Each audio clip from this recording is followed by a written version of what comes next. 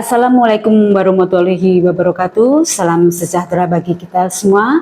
Selamat datang di channel YouTube kami Pengadilan Negeri Surakarta On State. Tema kita kali ini mengenai permohonan dispensasi kawin. Adapun nanti narasumber akan disampaikan oleh Ibu Nini Hendra Susilowati, SHMH, Hakim Pengadilan Negeri Surakarta. Selamat pagi, Bu. Selamat pagi Mbak Kristi. Sehat ya Bu ya? Alhamdulillah. Ini Bu, di Pengadilan Negeri Surakarta ini, akhir-akhir ini banyak sekali permohonan dispensasi kawin.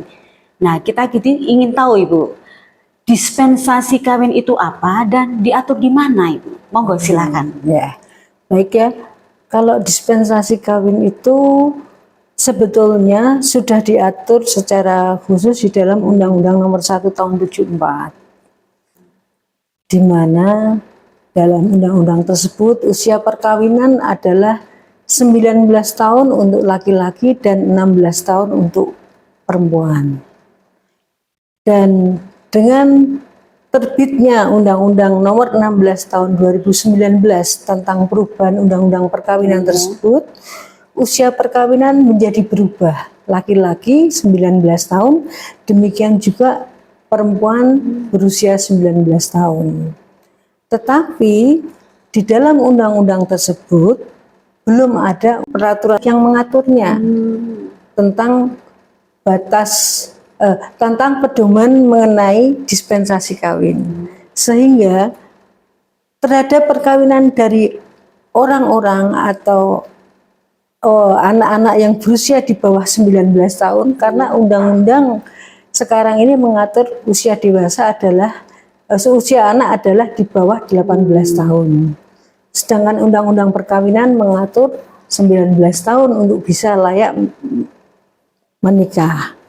Akhirnya terhadap anak-anak yang berusia di bawah 19 tahun apabila melakukan perkawinan perlu ada izin terlebih dahulu dari pengadilan, baik pengadilan negeri maupun pengadilan agama bagi yang beragama Islam. Nah, saat itu undang-undang tersebut belum diatur peraturannya, sehingga Mahkamah Agung mengeluarkan peraturan Mahkamah Agung nomor 5 tahun 2019 tentang pedoman mengadili permohonan dispensasi kawin. Itu yang melatar belakangi dan definisi apa yang dimaksud dengan dispensasi kawin. Ya, gini Bu, dengan adanya perma tersebut, apakah justru Mahkamah Agung itu melegalkan pernikahan dini atau pernikahan anak tersebut? Nah, ini yang harus dipahami. Bahwa Mahkamah Agung mengeluarkan perma tersebut selain untuk mengisi kekosongan hukum, juga justru memedomani, menseleksi, mempersempit supaya orang tidak dengan mudahnya menikah pada saat usia yang belum ditentukan, yang sudah ditentukan. Misalkan mencegah adanya pernikahan dini justru dari sini, karena di situ mensyaratkan hakimnya harus yang bersertifikat hakim anak, yang hakim tersebut sudah betul-betul dibekali untuk mengadili terhadap perkara anak-anak. Demikian juga persyaratan-persyaratan yang lainnya itu harus betul-betul ditepati, ditentukan dalam pedoman tersebut. Dan yang terakhir bahkan untuk mempublikasikan itu juga harus dengan anonimisasi. Jadi betul-betul kita jaga anak-anak ini, karena tujuan dari perma tersebut adalah memberikan yang terbaik bagi anak. Oh, gitu ya Bu. Sekarang Ibu, bagaimana cara mengajukan permohonan dispensasi kawin tersebut di Pengadilan Negeri Surakarta? Oke ya. Baik. Di Pengadilan Negeri Surakarta dalam perkara perdata itu, baik itu permohonan maupun gugatan itu diajukan secara e-court, elektronik persidangan, elektronik pengadilan. Jadi semuanya diajukan secara e-court, bisa diajukan dari rumah, atau kalau memang kesulitan bisa diajukan di pengadilan, karena di pengadilan ada pojok ekot yang disediakan untuk melayani pengajuan itu. Nah, selanjutnya di samping ada pojok ekot juga ada namanya posbakum. Posbakum itu tersedia juga di PTSP Pengadilan Negeri Surakarta.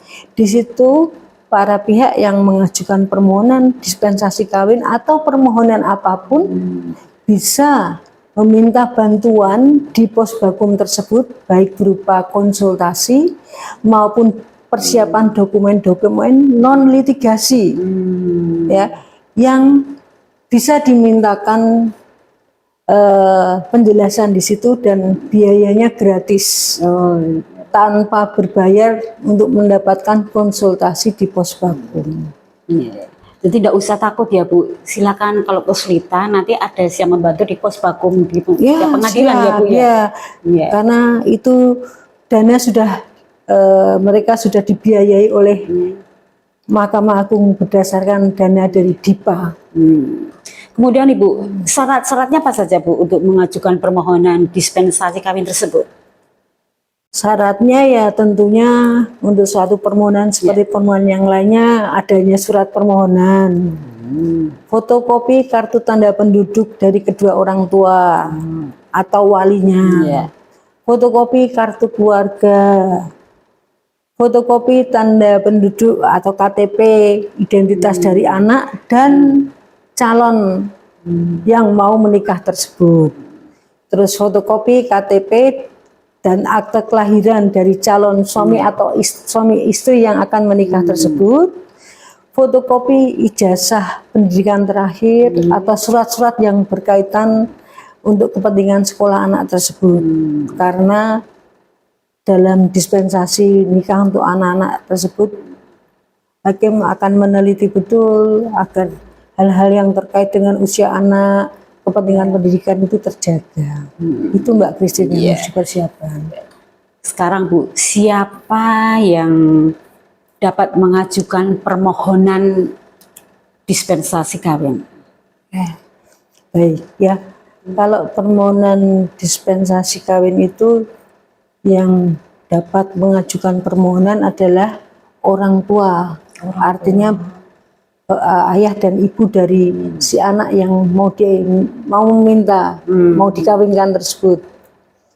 Apabila kedua orang tuanya tersebut bercerai, maka keduanya, tetap harus keduanya yang meminta, atau apabila salah satunya bercerai tapi hanya salah satu yang diberi hak untuk mengasuh dan merawat, kan ada dalam perkawinan perceraian itu kan biasanya salah satu meminta untuk menjadi sebagai orang yang dalam pemeliharaan dan pendidikan dan pengurusannya oleh salah satu ibu atau bapak yang bercerai tersebut. Nah itu bisa salah satunya, atau kalau memang tidak semuanya ya walinya yang oleh pengadilan diberikan pengesahan bahwa dia berhak menjadi wali.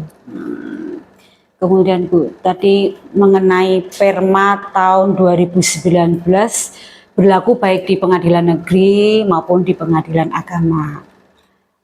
Bagaimana Ibu jika terjadi perbedaan keyakinan atau agama antara orang tua atau pemohon dengan anak yang akan dimintakan dispensasi tersebut? Ya. Kalau hal yang demikian memang seringkali terjadi ya. Jadi orang tuanya beragama Kristen tetapi anaknya kemudian beragama Islam dan mereka akan menikah, calonnya juga beragama Islam. Itu tentunya permohonan tersebut dimintakan di mana si anak menganut agama. Kalau dia Islam anaknya ya mintanya di pengadilan agama. Meskipun si orang tua ini agamanya Kristen atau kebalikannya, misalkan kedua orang tuanya Islam, kemudian si anak ini agamanya Kristen, tentunya di dalam perma tersebut menentukan bahwa diajukannya itu di pengadilan negeri karena si anak beragama Kristen. Seperti itu. Berarti mengikuti agama si anak yang akan dimintakan dispensasi itu Bu. Iya, Ya, ini Bu. itu. Bagaimana cara mengajukan permohonan kalau kedua mempelai itu masih di usia di bawah 19 tahun? Dua-duanya ya. Ya, dua-duanya. Baik, kalau dua-duanya di bawah 19 tahun, tapi misalkan terjadi si laki-laki ini tinggalnya di Solo, mereka mahasiswa ini, misalkan mahasiswa di Solo, tetapi si laki-laki berdomisili di Solo, si perempuan berdomisili di Jakarta. Tentunya ini kan dua-duanya harus mengajukan dispensasi. Di dalam perma tersebut menyebutkan cukup diajukan di salah satu pengadilan di mana salah satu berdomisili. Misalkan karena ini si laki-laki di Solo, dua-duanya mau mengajukan di Solo diperbolehkan. Karena ketentuan dalam permohonan adalah satu permohonan diajukan di mana domisili si pemohon. Nah, padahal ini kan mungkin orang tuanya si perempuan domisilinya di Jakarta, orang tua si laki-laki domisilinya di Solo. Harusnya kan kalau menganut itu kan harus satu di Solo, satu di Jakarta. Nah, memberikan untuk mencapai asas cepat sederhana tersebutlah maka Mahkamah Agung menentukan cukup di salah satu dari calon tersebut berdomisili. Jadi bisa dari orang tua si perempuan yang di Jakarta dan orang tua laki-laki di Solo sama-sama di pengadilan negeri yang sama, sehingga juga akan terjadi putusan tersebut bisa menjadi berkesinambungan, ada kepastian. Jangan sampai nanti ada perbedaan penetapan yang keluar, yang satu dikabulkan, yang satu ditolak. Nah, hal tersebut lebih seyogianya di pengadilan. Makanya ketentuan di dalam pedoman tersebut menjadi jelas, cukup di salah satu calon berdomisili. Berarti bisa memilih Bu ya. Ya, Antara di Solo atau di Jakarta. Gitu. Ini Bu, apa-apa saja yang harus disiapkan dalam persidangan tersebut?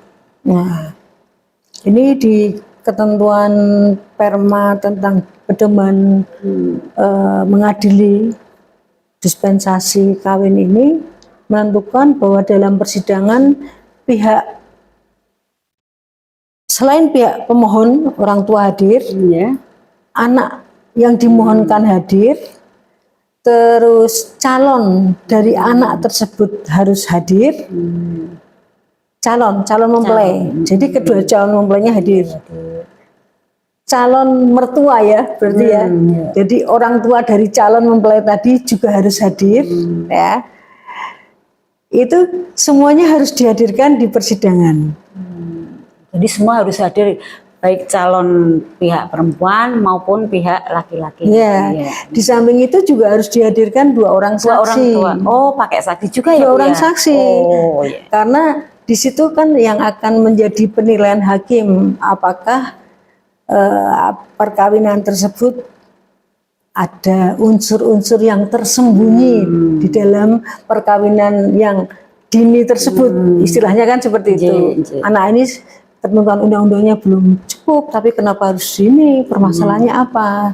Berarti hakim itu benar-benar ya Bu ya? Meneliti betul, ya, makanya harus ada saksi. Ini Bu, sepertinya Perma tahun 2019 ini benar-benar mengatur secara rinci dan menjadi seleksi atau saringan pernikahan dini bagi anak-anak menjadi upaya terakhir ya Bu ya? Iya, jadi begini Mbak Christine, dari kesemua yang kita sudah perbincangkan itu tujuan dari Perma nomor 5 tahun 2019 itu adalah pertama kali adalah untuk memperhatikan kepentingan terbaik bagi anak. Yang kedua, menjamin pelaksanaan sistem peradilan yang melindungi hak anak. Ketiga, meningkatkan tanggung jawab orang tua dalam rangka pencegahan perkawinan anak. Berikutnya adalah mengidentifikasi ada atau tidaknya paksaan yang melatar belakangi pengajuan permohonan dispensasi kawin. Dan yang terakhir adalah supaya terwujud standarisasi dalam proses permohonan dispensasi kawin di pengadilan. Karena selama ini kalau tidak ada pedomannya akan terjadi perbedaan satu dan lainnya, pengadilan satu dan lainnya. Dengan adanya pedoman ini semuanya menjadi terstandarisasi. Demikian yang bisa kami sampaikan. Terima kasih Bu atas penyampaiannya, di mana dispensasi kawin adalah pemberian izin kawin oleh pengadilan kepada calon suami ataupun istri yang belum berusia 19 tahun untuk melangsungkan perkawinan. Semoga apa yang Ibu uraikan tadi bermanfaat bagi masyarakat kita semua. Demikian tadi bincang-bincang kita dengan Ibu Nini Indra Susiolowati SH.MH, Hakim Pengadilan Negeri Surakarta. Kami ucapkan selamat siang dan sampai jumpa di channel YouTube kami Pengadilan Negeri Surakarta Onstate. Wassalamualaikum warahmatullahi wabarakatuh. Terima kasih. Terima kasih Ibu.